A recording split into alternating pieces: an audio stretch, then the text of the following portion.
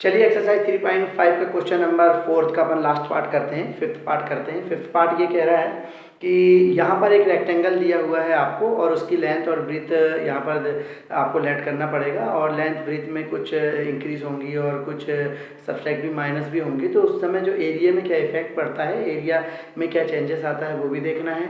और क्वेश्चंस में यहाँ पर ये कहा गया है कि जो रेक्टेंगल है उसकी डायमेंशन फाइंड करिए। तो डायमेंशन वही होती है आपकी लेंथ और ब्रीथ, तो हमें लेंथ और ब्रीथ को फाइंड करना पड़ेगा। Let the length of the rectangle be X and the breadth of rectangle be y। तो उसे x और y मानेंगे और हम जानते हैं we know that the areas of rectangle is be length into breadth, ऐसा होता है। और उस समय एरिया में क्या चेंजेस हैं वो भी हम देखते हैं क्वेश्चन के अकॉर्डिंग। तो सबसे पहले यहाँ पर हम लेट करेंगे, let the length of rectangle be x and the breadth of the rectangle be y। और जो हमारी लेंथ और जो हमारी ब्रीथ है वही हमारी डायमेंशंस है, बीमाएँ हैं, आयत की बीमाएँ हैं, dimension of rectangle. Is that clear? अब अकॉर्डिंग टू क्वेश्चन फर्स्ट में क्या कह रहा है, तो अब हम यहाँ पे देखते हैं एरिया ऑफ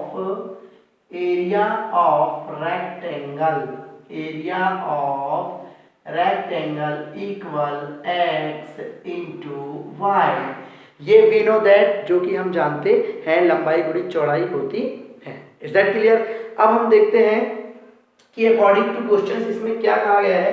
क्वेश्चंस में ये कहा है कि लेंथ अगर 5 से घट जाती है, लेस हो जाती है, और जो आपकी ब्रीथ है वो 3 से बढ़ जाती है, 3 बढ़ जाती है, तो इसके तो ये जो एरिया होता है वो एरिया 9 यूनिट से डिक्रीज हो जाता है, यानी कम हो जाता है। तो क्वेश्चंस क्या कह रहा है, क्वेश्चंस देखिएगा।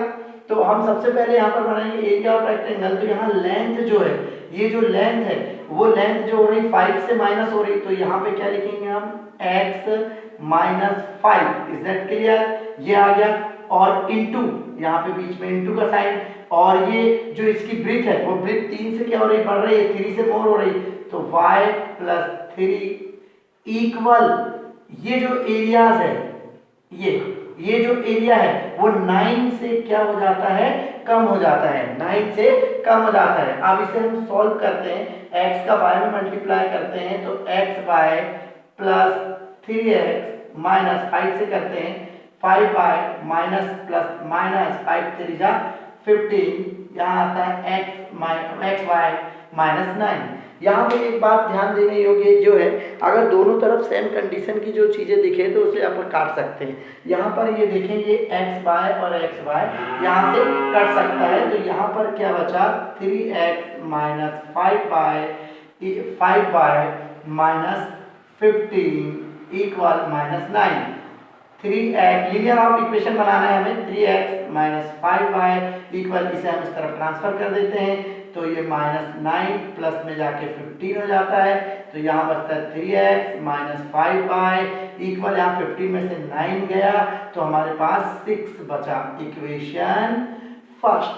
अब एंड क्वेश्चन क्या कह रहा है, अब अगली बार क्वेश्चन क्या कह रहा है, फिर से एरिया, अब एरिया 67 से बढ़ जाता है, इंक्रीज हो जाता है, कब? जब लेंथ और ब्रीथ में फिर से कुछ ना कुछ हो रहा है। तो यहाँ पर क्या देखेंगे, फिर से हम देखेंगे एरिया ऑफ रेक्टेंगल। तो यहाँ पे हम देखेंगे कि अब कंडीशन वो कह रहा है कि लेंथ जो है आपकी, जो लेंथ है वो 3 से बढ़ जाती है, 3 से बढ़ जाती है यहाँ पर, तो x प्लस 3 ये मल्टीप्लाई का साइन, अब y जो आपकी ब्रीथ है वो 2 से बढ़ जाती है, तो y प्लस 2 ये आ गया आपका xy इक्वल, ये एरिया हो गया आपका xy।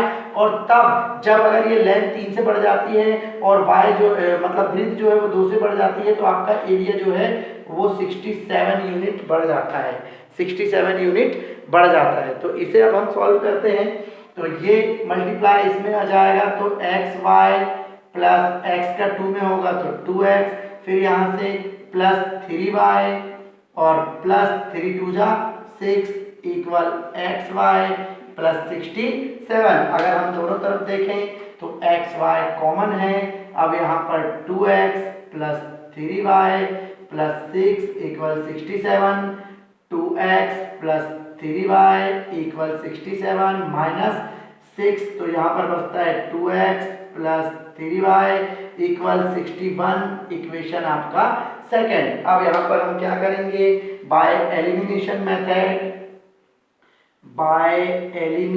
मेथड, किसी भी मेथड से कर सकते हैं, एलिमिनेशन मेथड। अब यहाँ हम लेते हैं इक्वेशन 1 और 2 लेते हैं। अब इक्वेशन 1 आपकी है 3x minus 5y equal 6, equation first. Second है आपकी 2x प्लस 3y इक्वल आपका 61, इक्वेशन आपका सेकेंड। अब यहाँ अगर हम देखें तो यहाँ कोई भी चीज़ कॉमन नहीं है और कटने वाली कोई भी चीज़ नहीं है, तो इसका मतलब अब हमें मल्टीप्लाई करके इक्वेशन 3 और 4 बनाना ही पड़ेगा। तो यहाँ पे हम क्या काम करेंगे, यहाँ मल्टीप्लाई इस कोएफिशिएंट का कर देंगे 2 का, और यहाँ मल्टीप्लाई ये 3 का कर देंगे। अब यहाँ पे हमें लिखना पड़ेगा multiplying equation 1 by 2 and equation second by 3। अब यहाँ मल्टीप्लाई करते हैं 3, यहाँ 2 3 जा, यहाँ आ जाएगा आपका 6x माइनस 2 5 जा 10y और 6 2 जा 12, इक्वेशन 1 2 3। अब यहाँ से 3 से मल्टीप्लाई करते हैं 6x प्लस 3 3 जा 9y, 3 1 जा 3 3 6 जा 83, इक्वेशन 4। अब यहाँ हम क्या करें, यहाँ हम कर सकते हैं subtracting equation third and fourth. जब थर्ड और फोर्थ को हम क्या करते हैं, माइनस करते हैं, यहाँ पर सब्ट्रैक्टिंग, तो नीचे वाले साइन आपके क्या हो जाते हैं, चेंज हो जाते हैं, प्लस है तो माइनस, प्लस है तो माइनस, प्लस है तो माइनस। 6x से 6x कैंसिल, दोनों माइनस में है, यहाँ पे आ जाएगा 19y इक्वल, यहाँ पे माइनस की पड़ी है। अब यहाँ पे 3 में से 2 गया तो 1, यहाँ 8 में से 1 गया तो 7, और ये 1 का 1, दोनों तरफ माइनस है तो यहाँ पे कट जाएगा। यहाँ 19y इक्वल 171, हमें y की वैल्यू चाहिए तो transfer y side, 171 divided by 19, क्योंकि 19 here present in multiply form, it's divided and convert to power form and divided them, ठीक है, ओके। और ये यहाँ से क्या हो जाएगा, डिवाइड हो जाएगा। अब इसको हम यहाँ से क्या करेंगे, काटेंगे, तो यहाँ पे अब हम इसे देखते हैं कि कितने बार अब ये यहाँ से कट रहा है। तो अब यहाँ पर हम देखते हैं कि 10 टाइम्स देख लेते हैं, 9 टाइम्स देख लेते हैं, तो 9 टाइम्स हो सकता है कि यहाँ पर आ सकता है 9 टाइम्स, ठीक है, क्योंकि 9 9 81 का 1 कैरी आया 8, और 9 1 जा 9 और 8 7, तो ये आ गया आपकी 9। अब हम क्या करेंगे, पुटिंग इसकी वैल्यू रखेंगे, putting y equal 9 in equation first. अब हम इक्वेशन फर्स्ट में इसकी वैल्यू को रखते हैं, तो इक्वेशन फर्स्ट हमारे पास है 3x minus 5y equal 6, 3x minus 5 multiply 9 equal 6, 3x minus 9 5 जा 45। अब हमें x की वैल्यू चाहिए तो 45 को ट्रांसफर करते हैं, 6 प्लस 45, तो यहाँ पर बचेगा आपका 3x इक्वल 51। हमें चाहिए x की वैल्यू, तो 51/3, तो जब ये कटेगा तो ये 3 बार 3 1 जा 1 और 3 7 जा, मतलब 17 बार ये क्या होगा, कटेगा आपका। तो आंसर अपना क्या आएगा, यहाँ पे लिखेंगे hence the dimension of the